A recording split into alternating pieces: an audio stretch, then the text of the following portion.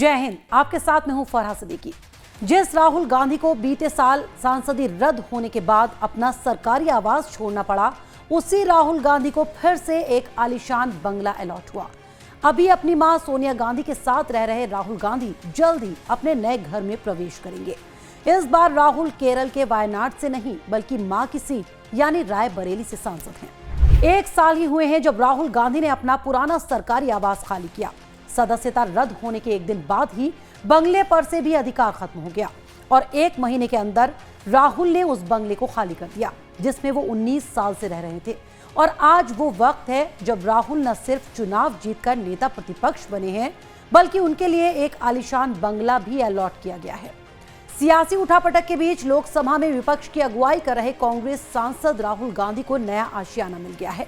यह आशियाना है दिल्ली के सुनहरी बाग रोड पर बंगला नंबर 5।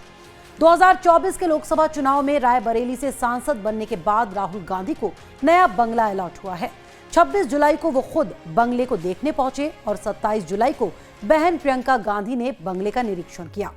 सरकारी आवास के दुरुस्त होने के बाद राहुल इस बंगले में गृह प्रवेश करेंगे।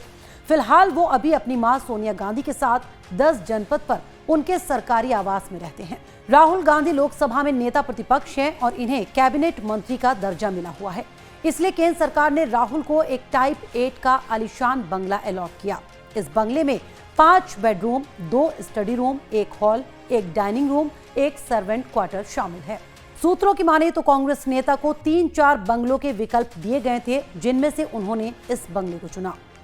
2004 से अमेठी से सांसद बनने के बाद राहुल 19 सालों तक एक ही बंगले में रहे। जब सदस्यता रद्द हुई और उनका बंगला उनसे छीना गया तो राहुल ने बिना किसी शोर शराबे के चुपचाप वो घर छोड़ दिया। दोबारा सरकारी आवास का विकल्प मिलने के बाद भी राहुल ने उसे स्वीकार नहीं किया। 2004 में राहुल गांधी पहली बार अमेठी से सांसद बने। सांसद बनने पर 2005 में उनके नाम पर सरकारी आवास आवंटित किया गया और तब से लेकर साल 2023 तक राहुल उसी बंगले में रहे। जब 2023 में राहुल की सजा मुकर्रर हुई तो उनसे उनका बंगला भी छीन लिया गया क्योंकि उनकी सदस्यता रद्द हो गई थी। हालांकि बाद में सदस्यता तो बहाल हुई लेकिन राहुल ने सरकारी आवास लेने से मना कर दिया। मानहानि मामले में फंसे राहुल गांधी को निचली अदालत ने 2 साल की सजा सुनाई जिसके बाद उनकी सांसदी गई। हालांकि इसे बाद में वो हाई कोर्ट और सुप्रीम कोर्ट भी लेकर पहुंचे जिसमें हाई कोर्ट से तो निराशा मिली लेकिन सुप्रीम कोर्ट ने राहुल को राहत दे दी। राहुल गांधी ने मोदी सरनेम को लेकर विवादित टिप्पणी की थी जिसे लेकर उन पर मानहानि का केस चला। इसी केस में सुनवाई करते हुए गुजरात की निचली अदालत ने कांग्रेस सांसद को 2 साल की सजा सुनाई। राहुल गांधी को 23 मार्च 2023 को 2 साल की सजा सुनाई गई। इसके तुरंत बाद ही 24 मार्च 2023 को राहुल गांधी की सदस्यता चली गई और साथ ही गया 12 तुगलक लेन का सरकारी आवास। इस समय राहुल केरल के वायनाड से लोकसभा सांसद थे। ये जो घर है 19 साल के लिए हिंदुस्तान की जनता ने मुझे दिया। इससे पहले मैं उनका धन्यवाद करना चाहता हूँ और सच्चाई बोलने की कीमत है। आजकल मैं कीमत चुकाता हूँ, जो भी कीमत है मैं चुकाऊंगा। राहुल जी, नया आशियाना आपका क्या होगा? कहाँ रहेंगे आप? आपके पास तो अपना घर भी नहीं है। आपने कई बार कहा कि आपके पास अपना घर नहीं है। 19 सालों तक आप इस घर में रहे। अब कहाँ रहेंगे? घर से एक इमोशनल जुड़ाव होता है। आमतौर पे देखा जाता है कई बार कि जो कई नेता हैं जो घर को वक्त के अंदर खाली नहीं करते, लेकिन आप पूरे 1 महीने के अंदर घर को खाली भी कर दिया जबकि मामला अभी कोर्ट में भी है। बहुत लोग ये कह रहे हैं कि राहुल गांधी चाहते तो रह सकते थे, रिक्वेस्ट कर सकते थे। नहीं, मैं नहीं चाहता हूँ जी, रहना नहीं चाहता हूँ राहुल, क्योंकि ये घर मुझे हिंदुस्तान की जनता ने दिया था। 19 साल में उससे छीन लिया गया। ठीक है, कोई प्रॉब्लम नहीं है। अब मैं थोड़ी देर एक सीपी के साथ 10 जनपद में रहूंगा और फिर कोई ना कोई तरीका निकालेंगे। राहुल जी वही रहेंगे क्या? राहुल जी मुद्दे वही रहेंगे। राहुल जी, आप लगातार बेरोजगारी और महंगाई का मुद्दा उठा रहे हैं। मैं उसको दुगना उठाऊंगा और जोरों से उठाऊंगा क्योंकि देखिए वो सच्चाई है और वो किसी ना किसी को तो बोलनी पड़ेगी। सजा के खिलाफ राहुल गुजरात हाईकोर्ट पहुंचे लेकिन उन्हें वहां से भी राहत नहीं मिली जिसके बाद राहुल ने सर्वोच्च न्यायालय का दरवाजा खटखटाया और अपनी सजा पर स्टे का उन्हें ऑर्डर मिल गया। इस फैसले से एक बार फिर राहुल गांधी के लिए सदन का दरवाजा खुल गया। उन्हें उनकी सदस्यता वापस मिल गई। सांसदी मिलने के बाद उन्हें फिर से सरकारी आवास ऑफर किया गया लेकिन इस बार राहुल ने घर लेने से इनकार कर दिया। राहुल ने कहा, पूरा हिंदुस्तान ही मेरा घर है।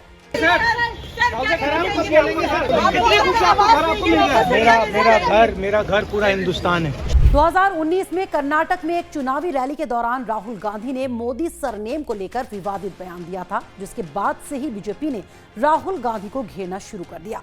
इसी मामले में राहुल के खिलाफ मानहानि का मुकदमा हुआ। 13 अप्रैल 2019 को राहुल गांधी ने कर्नाटक के कोलार में चुनावी रैली को संबोधित करते हुए मोदी सरनेम पर विवादित बयान दिया था। राहुल ने कहा कि सभी चोरों का सरनेम मोदी ही क्यों होता है। राहुल का ये बयान देना था कि बीजेपी खेमे में हड़कंप मच गया। उसे उन्होंने पीएम मोदी का अपमान बताया और राहुल गांधी से माफी मांगने के लिए भी कहा गया। भारतीय जनता पार्टी के नेता मोदी को बदनाम करने का आरोप लगाने लगे। गुजरात से बीजेपी विधायक पूर्णेश मोदी ने राहुल गांधी के खिलाफ मानहानि का केस दर्ज करा दिया। इसी केस में मिली सजा पर सुप्रीम कोर्ट ने बाद में रोक लगाई। राहुल गांधी ने कई बार अपने बंगले को लेकर सार्वजनिक जगहों पर बयान दिए, जिसे लेकर 2024 के पहले लोकसभा सत्र में पीएम मोदी ने भी उन पर निशाना साधा और कहा कि एक बच्चा है जो रो रो कर सभी को बताता है कि मां, मुझे आज स्कूल में मारा गया। कल यहाँ बालक बुद्धि का विलाप चल रहा था। मुझे मारा गया, मुझे इसने मारा, मुझे उसने मारा, मुझे यहाँ मारा, मुझे वहां मारा। ओबीसी वर्ग के लोगों को चोर बताने के मामले में सजा पा चुके हैं। सियासत में एक दूसरे पर आरोप प्रत्यारोप का सिलसिला लगातार जारी है। फिलहाल नेता प्रतिपक्ष राहुल गांधी को एक नया ठिकाना और अपना घर मिल गया है, जिसमें वो जल्द ही शिफ्ट करेंगे। फिलहाल मुझे दीजिए इजाजत। जय हिंद।